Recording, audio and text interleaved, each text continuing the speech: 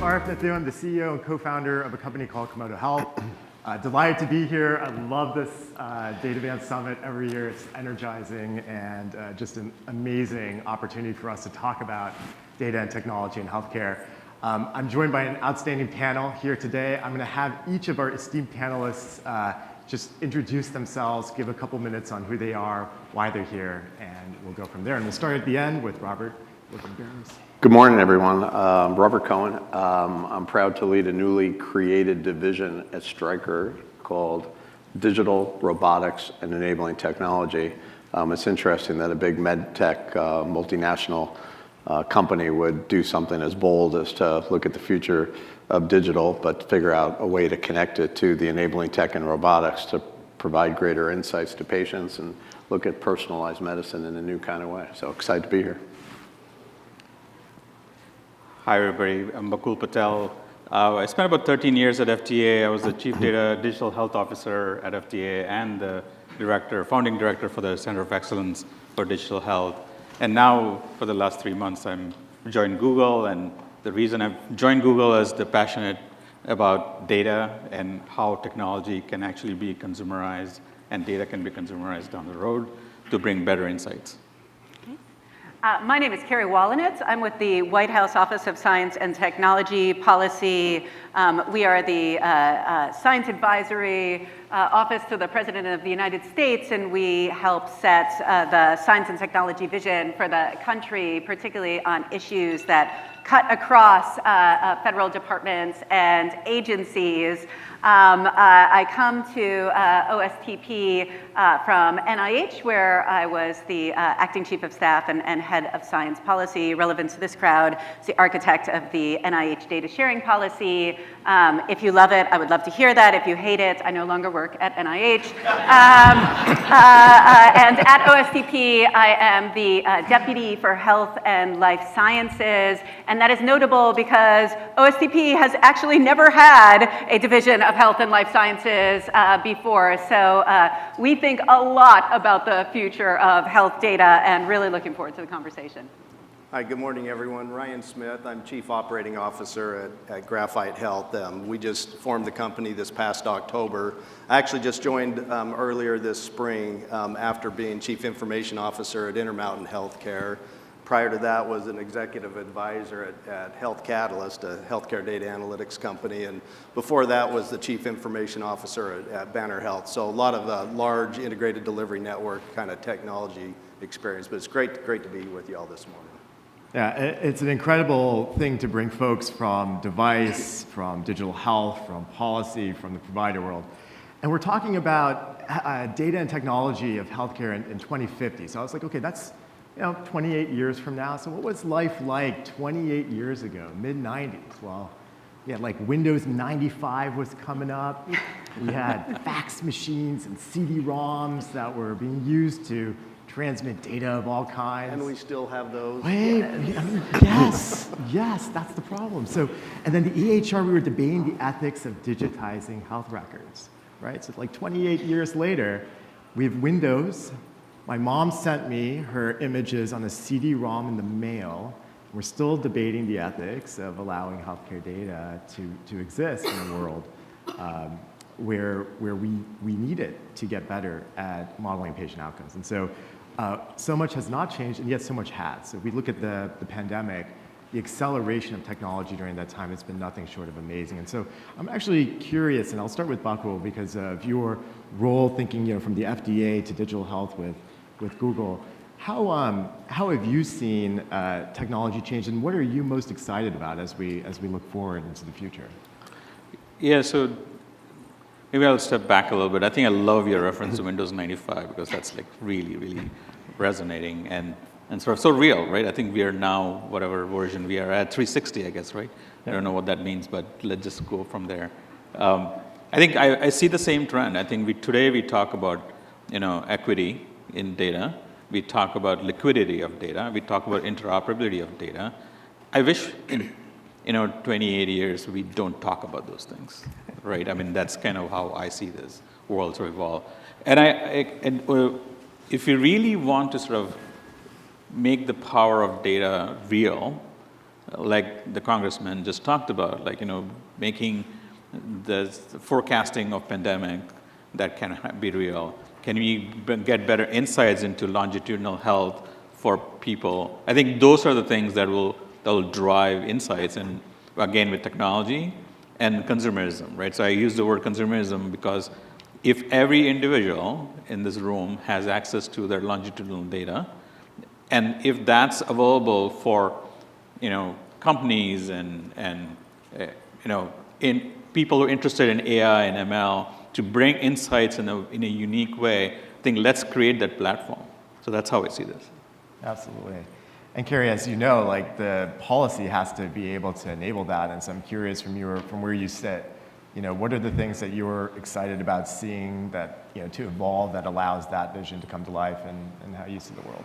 Yeah, so we talked about interoperable data systems. I also hope we will not be saying that in 2050. But we need an interoperable policy landscape too, which is really built on sort of a foundation of principles of what we want the world to look like, something that is more equitable, something that balances the utility of the data with the protections that people expect as individuals with sort of an ethical lens.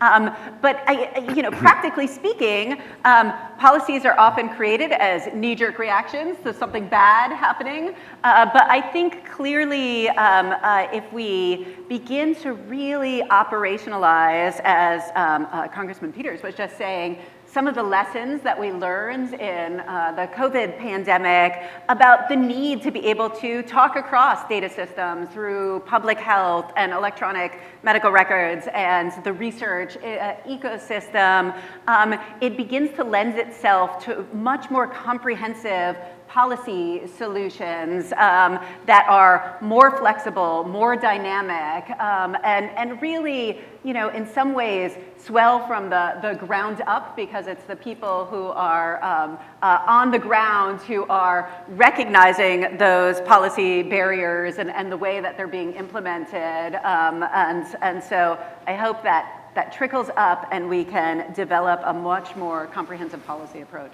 Right, and taking it away from just being a knee-jerk reaction to policy, I think one of the hardest challenges is to take that 20-year view and you say, okay, if we don't want to use the word interoperability 20 years from now, how is everything so seamless? Well, what's the policy need to look like for that to actually come into focus? Ryan, as you were thinking a little bit about the things that also it takes to unlock that from a systems perspective, I'd just be curious, what are some of those barriers and challenges that you face and you see to kind of unlocking that future and from where you sit? Yeah, well, I think it's no surprise to any of us that today across the healthcare ecosystem, data is really locked up in silos. It's very isolated. It's really difficult for IT systems, to interoperate, from a computable perspective, that data, and that's true within the walls of the healthcare organization, certainly across healthcare organizations, and oftentimes even true with, for providers within the same organization as well as the affiliates that are there. So that's a big challenge because that really creates massive inefficiencies for care. And whether we're talking about, the waiting room or diagnosis or treatment or discharge or what comes after discharge and between encounters with healthcare organizations, this having data tied up and locked up in silos is really a challenge. And the heart of the problem, there's just really never been a solution that goes after what we're calling interoperability. My guess is we probably have different definitions around what interoperability means, but at the end of the day, there's organizations out there that have, I think, given us, I'll call it interoperability band-aids, but we need to really go after, the root cause of what's the challenge here. And that's one thing, that really excites me at Graphite Health is I've come to believe, because of my role that I saw while at Intermountain Healthcare and at Banner Health, you see firsthand every day the challenges that going after data and the lack of data interoperability really causes. And you see that in terms of trying to manage populations, especially where you're in shared or full risk type contracts across multiple organizations. Just trying to get clinical insights into providers' hands at the right time and the right venue There's a lot of really great analytic solutions out there that have great insights, but getting those back in front of providers in their native workflows is really challenging, and to have that be really actionable data. So that's, part of what we're working on. But what I was going to say is I've really become kind of convinced that it's going to take some kind of outside organization, but that has intimate connections with health systems across the country, as well as with standards bodies, with policymakers and others, to really band arms and join together to go after what we need to do to get at the heart of the problem, which is really coming up with basically a common data language and common ways, that we can really express and semantically represent data. And if we can get there, then I am so excited about the future, because that is literally going to unleash all kinds of digital innovative solutions, that we'll be able to rapidly deploy and implement within each of our own organizations. Yeah, no, I believe that's true. As we have seen the explosion of data, it's in so many different formats, ways, it doesn't talk to each other. So it's beyond the silos. You have to actually really think about how we structure in a way that's compelling and usable. And one of the interesting applications, obviously, is in the hospital. And Robert, kind of thinking about this from the perspective of the future of surgery, of medical devices, as well as tapping into these massive data streams that allow you to better predict. I'd just be curious, how do you see that evolving? We solved some of these silo issues, and now you can imagine a future that's really enabled by a lot of the insights off of the data. I'd be curious, how you see that future playing out. Yeah, in fact, the acceleration to how we get to in the future is exactly to that question. You're sort of making fun of Windows 95, but there's a number of us old enough. Windows 95 was really cool when it came out, by the way. Let me tell you. And there's some old enough that remember punch cards and tape. So Windows 95, high marks in my book. The real question is access to data. We actually know. This is the interesting thing from industry. So we're a large company, right? We could talk about neurovascular procedures, endoscopy procedures, orthopedic procedures. We could talk about back of an ambulance. We could talk about a lot of things. And we know what we need to do to the next level. So let me give you an example, a procedure that most people are familiar with, total knees. Everybody knows someone who got a total knee, right? Honestly, and I'm an R&D guy, I've been doing this for decades in med tech. If I make a different type of total knee implant, it's not going to benefit you. We introduced robotics into the marketplace, greater accuracy and precision, hitting a target where individual patient needs it. Great, so now enabling tech helped the implant for the person. Now it's all about the data that goes into the enabling tech and clinical insights and decision making that a surgeon has access to, querying a database on population health. It's all about access to data, whether it's improved outcomes, quality of care, economics, safety, efficiency. You can think about it from a hospital system perspective. That data is there. We know what we need. We just can't get access to the data. We should be in a day and age, I'll go back to the total knee, right? Should we not have data in Stryker procedures that actually say whether a patient is safe for outpatient surgery, or should they be in the hospital for 3 days? That data's out there. For the payer, we should be able to say, does a person benefit from 4 weeks of physical therapy, or they should get 12? Right now, everybody just gets a standard protocol, which is not very efficient. We should be able to anticipate when somebody could go back to work. We should now be able to look at that total knee patient. Oh, and guess what? EMR said that person's diabetic and has a BMI of 39. All of this is out there. It's just not taken into the account of what improves outcomes and provides the best possible result for that patient. So we're going to be able, Stryker, to connect the whole operating room. And with 5G, we're going to have equipment talk, back of an ambulance. We're going to have information to the hospital now before a patient gets to the emergency room. But what type of information? What do you do with the information? We know we want to put these algorithms. We know we want to allow database. We know we want surgeons to be able to query a specific procedure to help determine, even in neurovascular, where should a stent go? And how do you do all that? And how we get that data. So we actually know where we want. If you ask me a vision of 20 years from now or a vision of 30 years from now, I probably can give you a pretty solid answer. I just don't know how to get there, and that's our biggest challenge right now. Yeah, and by the way, that's why we're all here. I mean, what's been amazing is this power of taking, this information out of traditionally siloed systems, pulling it into a place where work can get done, figuring out ways to actually torture it in a way that allows us to study and predict outcomes the way we want. And I'm curious, and this is directed to all of you here. One of the challenges, obviously, is that the clinical record is captured in systems that are, as we sort of say, many years old, 30 plus years old, and yet we see AI and technology outpacing in so many ways a lot of the traditional systems that capture data. I'm curious how you see the fabric of data and technology evolving. Is it that work is going to be done completely outside of the clinical system? Is it that it's going to be pushed into it? Is it that we're going to evolve our clinical records to be able to do all the things, Robert, you're describing? Or are there other ways? I'm just fascinated by how we bring some of this to life from your perspectives. Before we jump into that, I think the silo conversation is really, really important. And I think what I'm seeing in the marketplace today, I hope it doesn't continue on, and maybe policymakers can start thinking about how do we sort of break the silos. But one of the things that's happening is, and to bring proper insights, people have to clean data. I'm pretty sure everybody in this room spends a ton of money and time and resources cleaning up data so it's usable. Because not only it's siloed, but it's also very dirty data.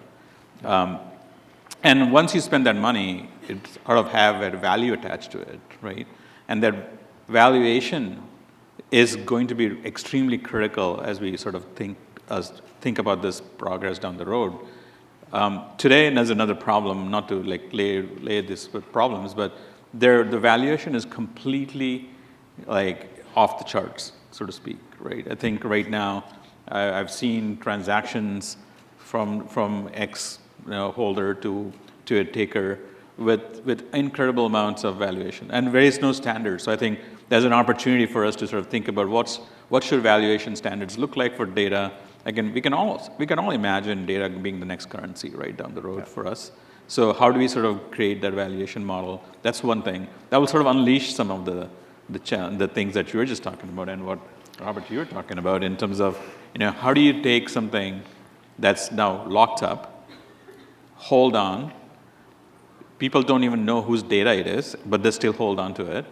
We all talk about patients on the data, but what does that really mean when a hospital has a whole bunch of EHRs? What does that mean when Stryker has data about their products? Right? It's just we have to unravel some of those things. Where I think though, to your point though, but what goes, the motivation for standardization of data, say, if you look at the continuum of care, I'll go back to a total knee procedure. You need hospital records, you need physician records, EMR, you need physical therapy records, pharmaceutical records, patient input from home, right? And you need all of that to determine the quality of care in this whole continuum from pre-op to post-operative care till the patient's feeling good. And right now, the motivation for all the different areas of the data for standardization, commonality, and sharing is just not there. And that's also one of our challenges. Somewhere, either from third-party payers or from the government pushing down the benefit of standardization, that will unlock such opportunity for us. Yeah, Robert, I always said it's not interoperability, it's trust. It's like, imagine if you wanted to actually align all of those different things, how many people you have to convince to bring all of that into focus. Well, and I think there is that that need for visionary inspiration in that sense. That bumper sticker that says I wish I was the person my dog thinks I am. I think I wish our data system was what the public thinks it is. I mean, we live in a world where I can say out loud, gosh, I need more boots, and next thing I know, every device I own is advertising boots to me, right? And that is the world in which everyday Americans live, where they don't really know how it works. Maybe they're creeped out by it, maybe they're excited by it, but somehow it works. And so therefore, it is not surprising that they have this expectation that when there is a monkeypox outbreak, CDC will be able to instantly gather data from public health departments all over the place, that they should be able to go, to different healthcare providers and have their information magically, be ready without having to fill out new forms or log in to 50 different patient portals. That their data can be available for clinical trials straight out of their electronic medical records without them having to do anything. And so there is this sort of false vision that I think exists in the minds of a lot of people because, innovation isn't necessarily the limiting factor in terms of the technology there. That's the vision. And once you get everybody on board and excited with that vision, then you're able to say, okay, we are here, that is there, how do we build the pathways? And to your original question, I don't think we know right now whether there is one true way. I mean, we're really talking whole of government, whole of society effort here, and there are probably, multifaceted solutions that can come into play, some we haven't even imagined yet. But it is really, keeping our eye on the prize of that vision and then thinking, okay, how do we bring everybody together into the same, metaphorical room to work collectively towards that and get out of our silos and sort of get over our territorial turf battles because we all built our own thing. We all like our own standards. One of my colleagues at NIH once said to me, standards are like toothbrushes. Everyone agrees we need them, but everyone wants to use their own. And I think that's right. At some point, we have to come up with the communal toothbrush and move forward from there. Or do we? Or, do we let everyone fight for their toothbrushes? I think this is one of the hardest things because I feel like we've been in this mode of, well, we want to get everyone in the room, and everyone's got their own toothbrush, and nobody's letting it go. And how are we going to? I'm going to regret this toothbrush. I know. Analogy, aren't I? But is there a path forward through everyone in the room, or is there a path forward by people breaking the system, creating the things that really drive that value, and then showing the world that there's more there? As I was reflecting a little bit on what everyone's been saying, there's this whole idea that the patient plays a role in all of this, that the patient is empowered to do this, and we know that in so many ways, giving patients the ability, the right to go get their records. We know. We won't even litigate that here about how difficult that is. We think about where they fit in the process. I'd be curious to all of you, when you imagine the world 28 years from now, what is the role of the patient in this? Is it just like Instagram where they get, the boost just shows up automatically just because they thought about it? Is it that their recommendations of their treatment plan just sort of naturally flow? They don't even notice the fabric of what's happening? Or is it that, we are foisting a lot of decision-making on them? I'd be curious to how you see that future of the patient, because I do think they play such an important role into all of the visions you're describing. So, go for it. So 10 years from now, probably not even 20, patients will be able, with sensors at home, infrared, everything else, I'll just keep sticking on the total knee procedure, they'll be able to look at their gait at home with a camera on the wall when they walk. It'll actually tell them when it's time to go, so they'll be forwarded either to a closed healthcare system for economic sufficiency or something like that. They'll be guided where to go based on their input of what procedure and what institution would excel at that procedure, and it'll give them their whole course of care pattern that they will get afterwards. And you will have now people being specifically told what institution to go to. Maybe they still get to pick a surgeon, but if they do, they'll be able to look at the surgeon profile based on data.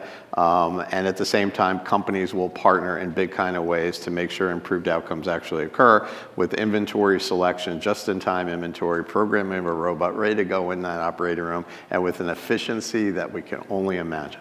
Robert says that's 10 years. 10 years, Robert? I like it, ambition. I like it. We can do it. But the other motivation I haven't talked about is, we talked about government third-party payers, but industry is motivated to do this for, and industry may be pushing this because this is the innovation part of industry as we evolve. So there's a motivation for us to keep pushing. Yeah, I'm going to agree with Robert on this one. And, whether it's 10 years, 8 years, 12 years, I don't know, but right now we talk about putting the patient or the consumer in the center of their care. The reality is, though, they're still not. They're off center, right? And still don't have full access or control of their data.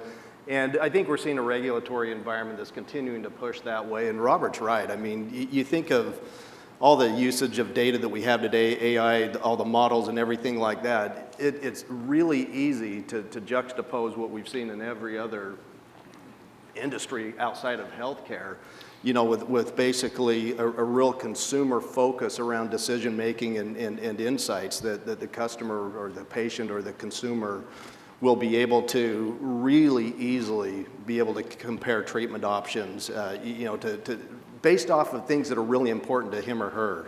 And you know, that's just where we're going, and hopefully we get there sooner than later. But we do still have a lot of challenges to get there. And building off of that, I hope by 2050, we're not talking about patients and we're talking about people. Because, you know, my ability to make data-driven decisions about my health should not be dependent on when I'm a patient, when I'm sick and seeking treatments. You know, the more we learn about social determinants of health and you know, trying to pivot towards a, you know, preventative medicine system, it shouldn't just be about patients. It should really be about people and maybe not even consumers, because, you know, that might imply, you know, more of a business-driven system instead of a health outcomes-driven system. But ideally, you know, our ability to have some sense of an access to data relevant to us should not be limited to those interactions purely with the healthcare system.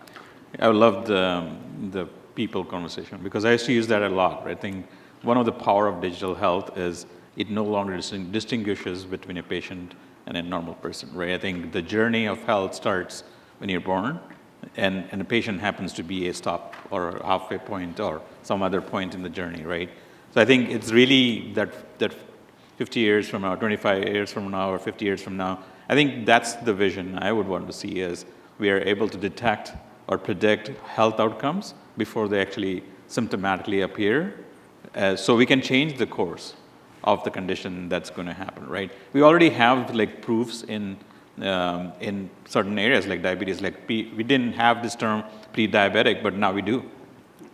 Think about pre-diabetics, where you don't even know, or the person doesn't even realize the symptoms, but data can actually tell you that. I think that's sort of where I see this world going. But we'll have to solve.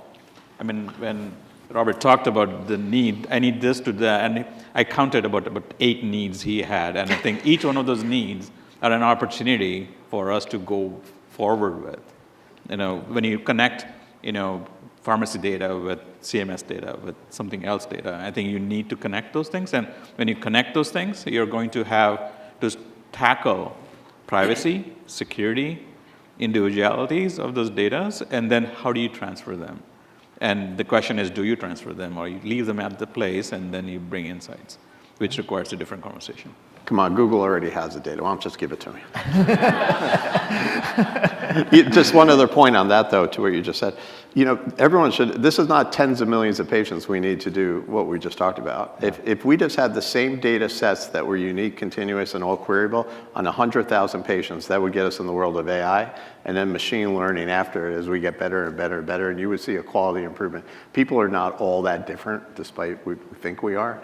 And that's where you want to go. So it doesn't take much to kickstart us. It really doesn't. But, you know, as we've talked about before, it's all about the representation of what you're seeing and how it represents a real world panel and how accurate that is, because the bias, again, as you're starting to work with machine learning at scale, you know, can actually direct us towards the wrong answers for individual patients. And it's something I know as policymakers and as folks in the industry that we're all concerned about as we think about getting to that future. I have about a minute left, so maybe I'm going to just do kind of the lightning round. One prediction that you have for healthcare in the next 10 to 20 years, whatever range is, that it's just your idea. So anyone can start and just give me one prediction. We're going to get to semantic data interoperability. We're going to get to semantic It's interoperability. going to be a tough path, but we are going to get there, and it's going to help enable the solution to all of these challenges that we're talking about. Awesome, Ryan. I'm going to optimistically build on your last point and predict we'll have a much more equitable data environment, really built with a lens towards eliminating the systemic biases in the system. I'm hoping the worm has turned on that. Awesome. Yeah, you took mine, so I'm going to go have to come up with something else. And I would say I think individuals have access to information. I think being at Google, I think that's one thing that we can do. In fact, our search just launched a product launch where people can search for like which providers provide what insurance. Like I think having that kind of mechanisms in place will remove some of the friction that exists today. Right? Awesome. The medtech industry will move quickly into algorithm development to help clinical decision-making, partner with surgeons and hospitals and third-party payers in ways that was never anticipated. And that company's enabling technology, whether in the ambulance and the operating room, will help execute that plan. Awesome, Robert. Thank you. Thank you, everyone. Thanks.